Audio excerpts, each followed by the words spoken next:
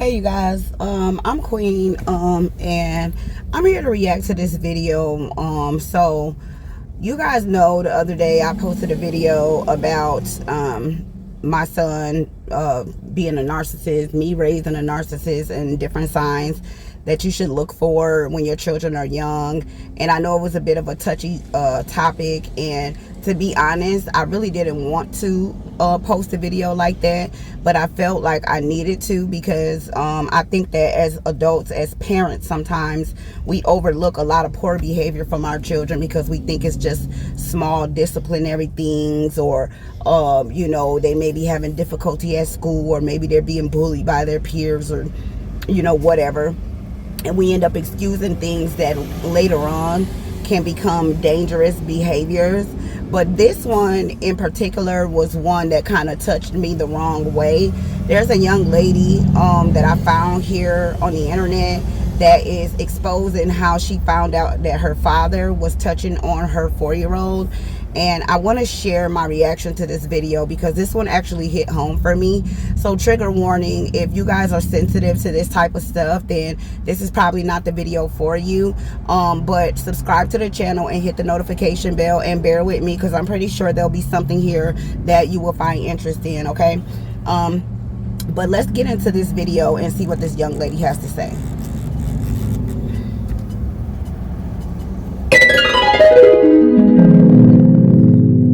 This is Faith from For Real Media. I found out my dad was molesting my 4-year-old daughter. I'm not doing these for attention, for clout, for none of that. If I can tell my story and help somebody else, that's what I'm gonna do. First thing I want to say is pay attention to your kids. Your girls, your boys, pay attention. It was the smallest thing that brought everything to light. Something that I could have absolutely overlooked, and I did not. Because I pay attention to my child, I look at everything. And kudos to her, because as parents, we miss so many things. And I want to also say that sometimes we pay entirely too much attention to adults, and we don't pay attention to other children, because that was a situation that happened with my young sons. 2 of them let me know that some things that happened with them, but it was with other children. And I think that sometimes we put it in our brains like, oh, these grown-ups ain't gonna do nothing, ain't gonna do nothing to my children, ain't gonna do nothing to my children. But we don't think about the curiosity and sometimes demonic behavior that young people can actually have, okay? So when she says pay attention to your children, she's talking about pay attention to everything, not just adults, everybody, okay? Teachers, students, friends, family, okay? But one thing in particular I would like to say, I do not trust ex-wives around little ones at all, period. Okay, I don't care what the relationship is, whether they're their dad, their uncle, their brother, whoever they are. I do not trust little ones around ex-wives. I don't. My dad lived about 2 hours from us. I had just finished school and I was about to start my extern. My husband worked during the day, and I needed somebody to watch my daughter while I did my extern because she wasn't in school at the time. One day, my husband was about to drop me off at my extern. It was like 8 in the morning. My daughter was in our room because my dad was in her room. So my baby was in the bed asleep.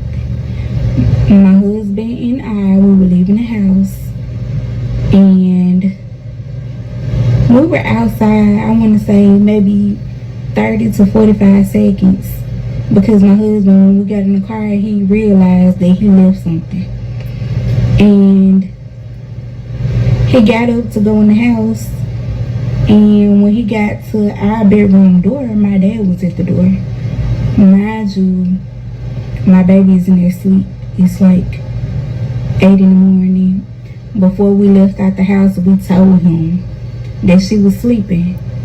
That was weird to me, but then again, you couldn't tell him nothing about his grandchild. He loved his grandchild. I was thinking, you know, like maybe she was whining or something and he went to check on her, but my husband was like, she's asleep. Okay. This young lady put out the story. And there you have it. she said that her dad was acting like he loved her daughter so much. And I feel like that's a sign as well. Sometimes people really need to stop overlooking this whole I love you so much, not just when it comes to relationships of younger people with adults, but also in relationships that you're having with your partner. Sometimes when a person is showing entirely too much interest in you, they want to know where you are, when you coming back, what you doing, who you with, FaceTime me, let me see what's going on, show me your surroundings, all that type of stuff. That's not always chivalry. That's not always chivalry. That is sometimes somebody up to something. Okay? That's what it is. So, another time, it was like my second or third day of my ex time. My baby was playing in there with him. And she came out and she was just standing in the living room.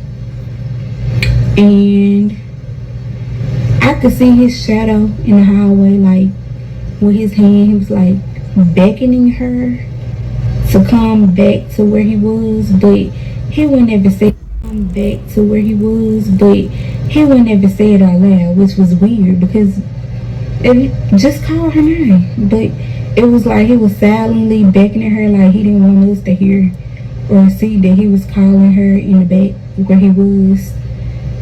Okay. And that's good that she picked up on that, because like she said, if you want your granddaughter to come in there where you are, what's the problem? What's the secret about? Why are you doing it on the low? Why are you making it seem like it's some sort of a big, oh, nobody needs to know that you're in here with your granddad? What's so, bad about spending time with your grandfather? What's the issue? Unless there's something going on that nobody knows.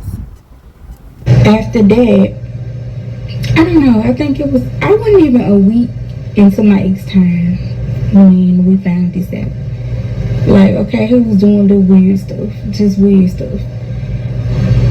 And mind y'all, like I said, I lived with my dad my whole life. He got a bunch of nieces, a bunch of granddaughters. Everybody loved him, man. Ain't nobody ever said nothing out the way about him. No rumors. He ain't never did nothing to nobody. Like, he was just a host of fun. Everybody loved him. Like, and you know how people say, oh, all of a sudden a person just don't up and turn into a monster. Sometimes that's exactly the way it goes, y'all. Sometimes one day a person just ups and turns into a monster. Now, I'm not gonna sit here and try to pretend like I don't know that they probably been thinking on this stuff or talking themselves into doing something like this. It may have been something that's been going on for years and years and years. I mean, who knows, right? I'm not like a psychiatrist or a doctor, so I wouldn't be able to tell you like the time frame that it takes for someone to finally act out their inner deep dark thoughts, okay? But yes, you can have somebody who have no signs. You can have tons and tons and tons of other little people around them, no signs, no symptoms, no victims, no nothing, and all of a sudden they just turn into this monster. It is stranger stories okay, out there. that's why I'm shocked and hurt, like, to this day. Like, it still bothers me every day. But anyway, so one day my baby, she came in there, like, she was still, like, at night, she had, like, she was, at the time, she was still, like, with the bed, so she had on a pull-up, because it was nighttime, and she was getting ready to go to bed, so she lay out on the couch, and she put her hand in her pull-up, so, red flag on the plate, I don't play it. Why your hands in your pull-up? But of course, I was like, babe, why you got your hand right there? Like, what's wrong? Where you get that from? Somebody did that to you? I'm asking questions. She was like, yes. So, I already know. When you questioning a child, you do not say a name. Like, you don't say nobody's name. Because, that child can just go with whatever you're saying. So I'm just like, somebody did that to you? I didn't say no name.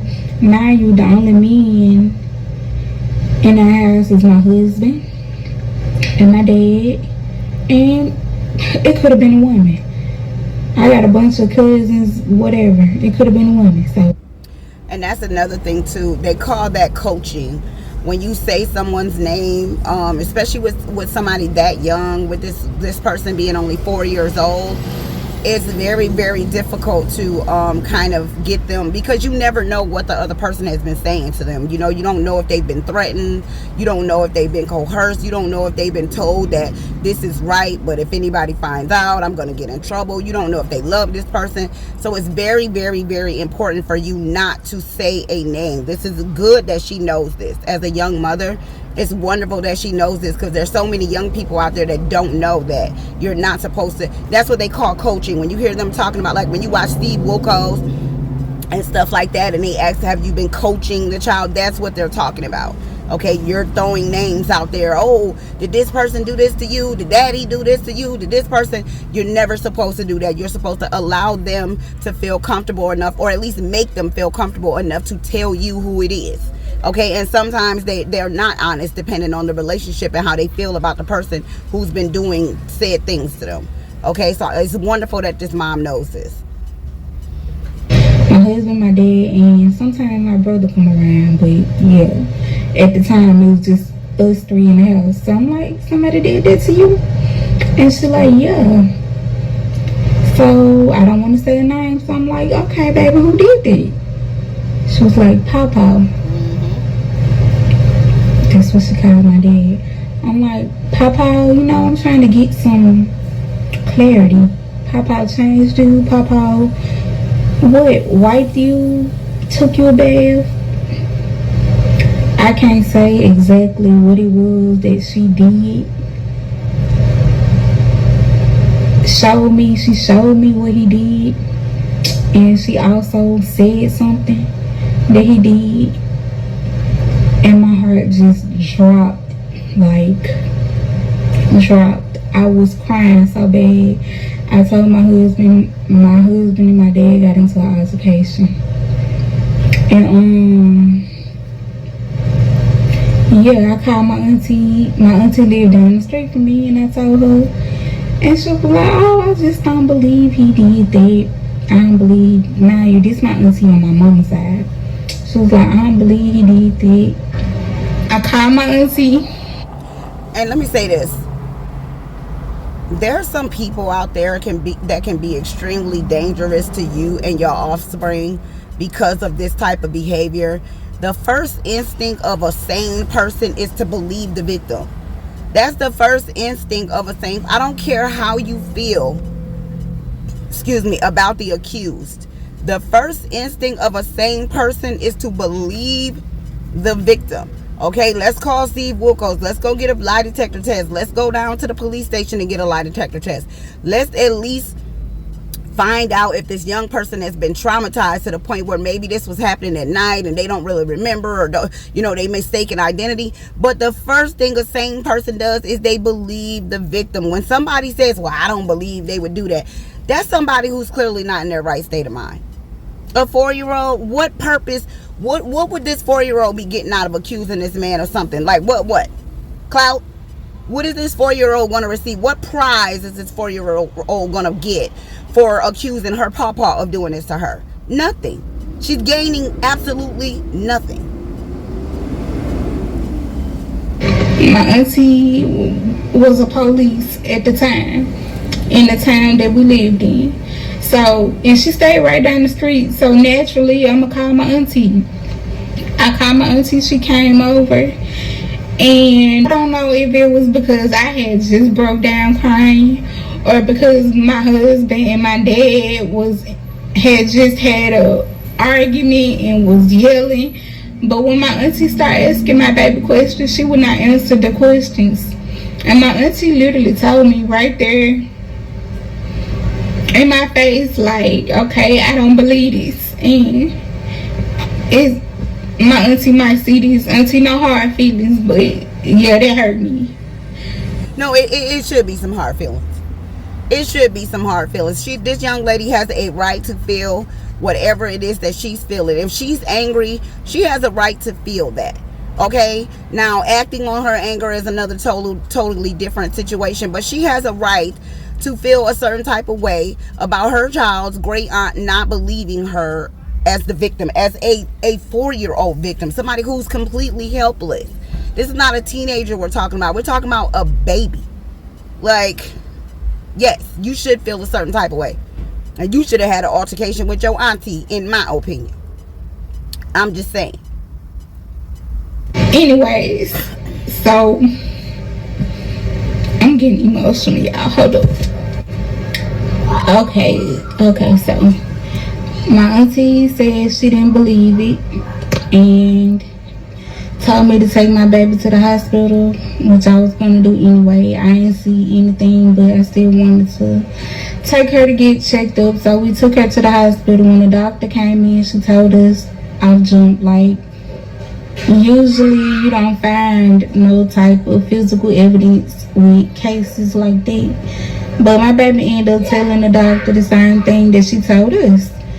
And they called, okay, we went to the hospital in Memphis because it's the closest hospital to the children's hospital in Memphis. It's the closest children's hospital near us, even though we stay in Mississippi. So they end up calling the police from Mississippi, because that's where we lived, to the hospital in Memphis. And the police that call, you know, that's the station that my auntie work in. So they came, took our statements or whatever, and the doctor had just told us that she saw something, and it could have came from constipation, like some strain with constipation, or it could have came from something else. And they could have taken her somewhere else and did an invasive testing, but it wasn't recommended.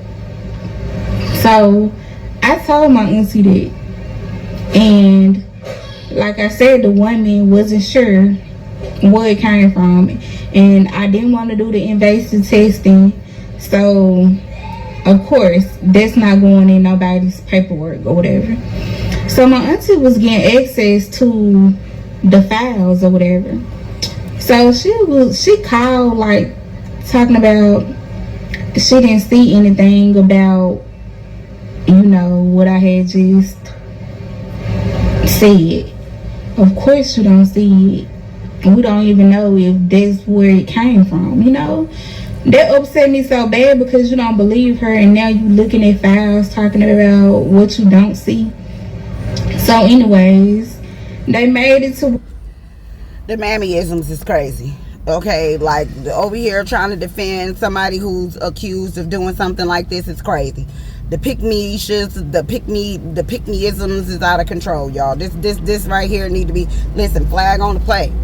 Okay, this needs to be checked. This behavior needs to be checked. We need to stop this right now. This is the reason why a lot of predators can get away with this type of behavior too, because they have so many people that don't believe that they're capable of this. They have so many people, oh, well, he been around my youngster. Nothing ever happened with my youngster. When I was a kid, they never did anything to me. Well, guess what? They doing it now. Who are you? You ain't no doctor. You ain't a psychologist. And even if you are, every person is not the same. Every person doesn't behave the same. Every predator doesn't predatorize the same way. So what are you saying? Like, because you the police, you think you know more than this mother who is around her little one every single day? Girl, bye. The hell? My auntie couldn't even access those files anymore because I was so upset. And hardly nobody. Well, at first everybody was like, oh, that's so sad, and he wrong for that. But a year later, everybody his best friend, y'all. Everybody his best friend. Everybody, I talk to him, and he missed y'all, and this, that, the third. Y'all, my family, my mama people. Oh, you don't think she got that off YouTube? What's YouTube? Yeah, that is so hurtful. For people to doubt your child. I think I heard enough of this to know what the outcome of this is. I'm pretty sure this man was never persecuted, and I'm almost positive he never will be, at least not for what he did to this one. My final analysis on this situation is this, y'all. We have entirely too many signs and too many symptoms and too many things that we can look at. I'm talking about history wise, okay? We can see that there's cult activity that you can go and watch whole documentaries of men who have started cults and they get with these women and then they impregnate the women, up teen times, and then all of the girls that are his daughters end up becoming mothers to his offspring and all this stuff, right? It's just too many unhinged ex-wives out there. Now, don't get me wrong. It's some ex-exes that will engage in this type of behavior sometimes, but it is very rare. Okay, it is very rare for ex-exes to participate in this type of stuff. When it comes to little people or whatever, what have you. There are some predatory ones, but it's not.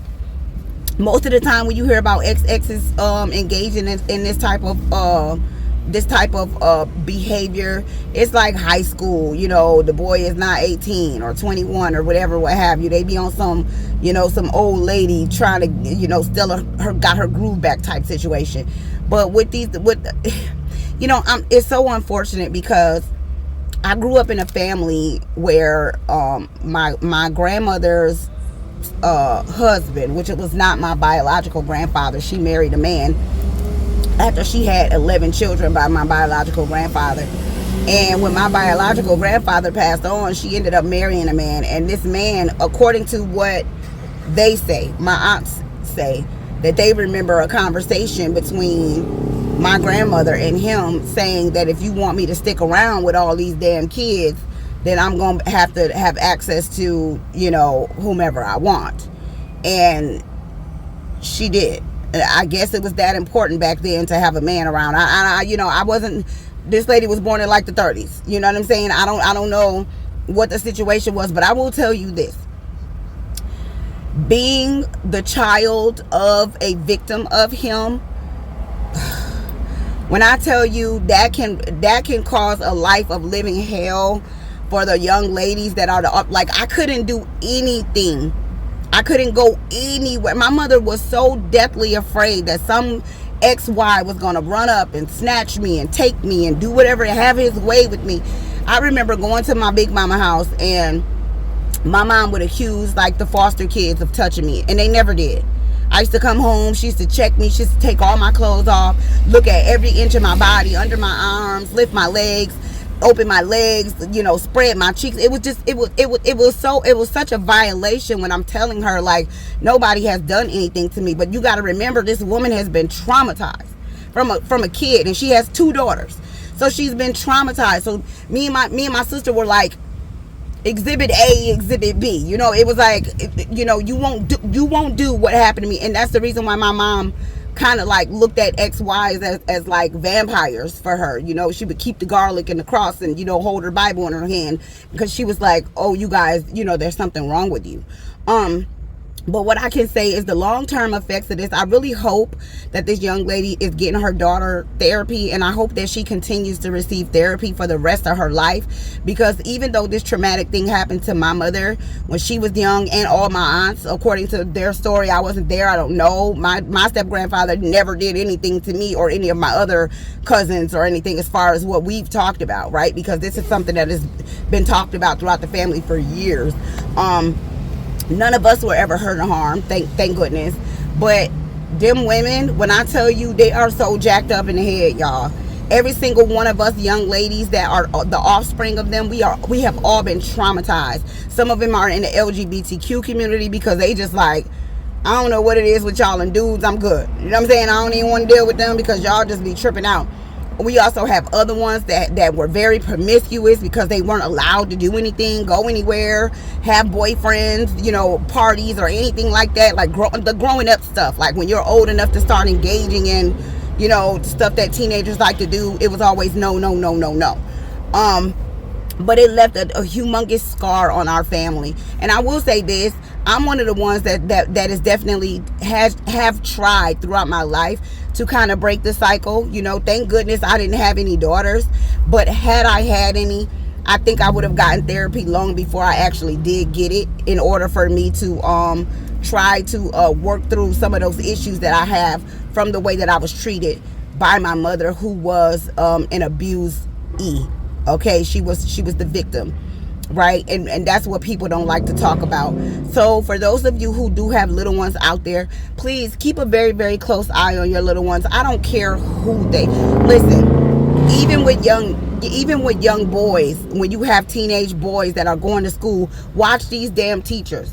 Watch these woman teachers. If your sons are talking too much about a particular teacher, how good she looked, the outfit she had on, and the teacher takes a special interest in them, she want to take him bowling because she got a son his age, and she want to take him out to eat and all that, pay attention. Those are all signs, okay? That lady is not taking a special interest in your child for no reason. There's something up, okay?